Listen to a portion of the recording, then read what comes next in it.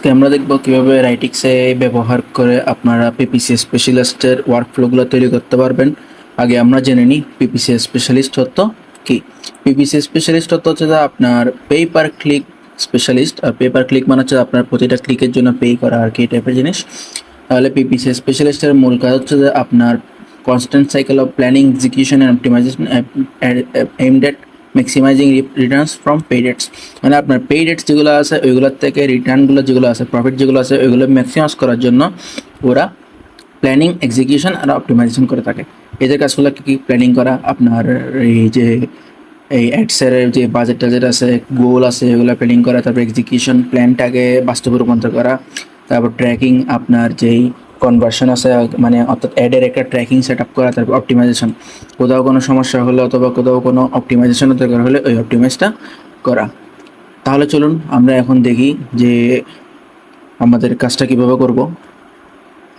ধরো আমরা এখন দেখি, আমরা প্রথমে হোম পেজে আসবো। হোম পেজ থেকে কন্টেন্ট স্টুডিওতে আসবো। আসার পর ওইখানে social content and generation agent একটা অপশন থাকবে।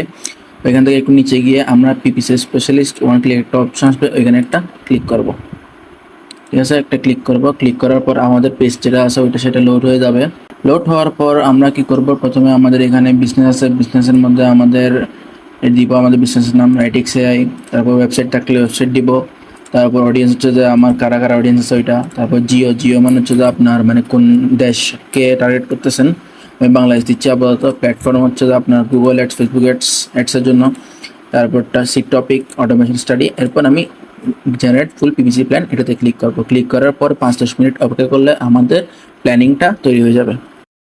আমাদের জিনিসগুলো লোড হয়ে গেছে। যেখানে এখানে ক্যাম্পেইন ডেভেলপমেন্ট আছে, ক্যাম্পেইন ডেভেলপমেন্টের মধ্যে ক্যাম্পেইন কীরকম করে তৈরি করবো এটা আছে, টার্গেটিং, তারপর ডিভাইস কী কী, শিডিউল, বিডিং, নেগেটিভ, তারপর অবজেক্টিভ কী কী, increase qualified trials, lowers BA by 20%, platform types হচ্ছে কি গুগল অ্যাডস, কিওয়ার্ড রিসার্চ করে দিছে কিছু।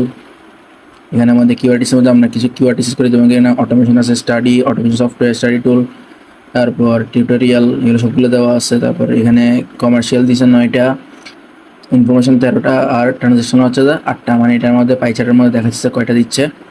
তারপর এখানের মধ্যে আপনার এছাড়া আপনি এক্সপোর্ট সিএসপি অথবা সিএসপি ফাইলে এক্সপোর্ট করতে পারবেন। সেম এখানেও সেখানে নেই।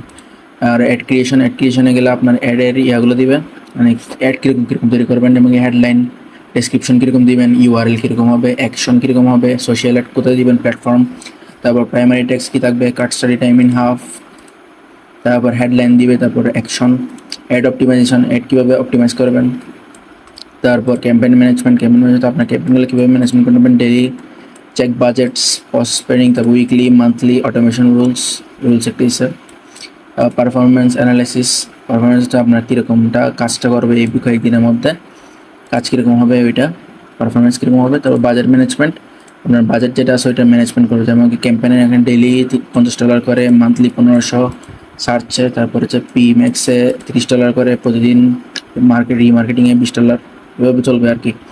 তারপর আপনার এখানে রিপোর্টিং আছে, রিপোর্ট নেওয়ার জন্য হাইলাইট, ইনসাইট, নেক্সট অ্যাকশন, পরে অ্যাকশন কী নেবেন এগুলা, কন্টিনিউয়াস ইমপ্রুভমেন্ট, সব সময় কী কী ইমপ্রুভ করবেন ওইটা।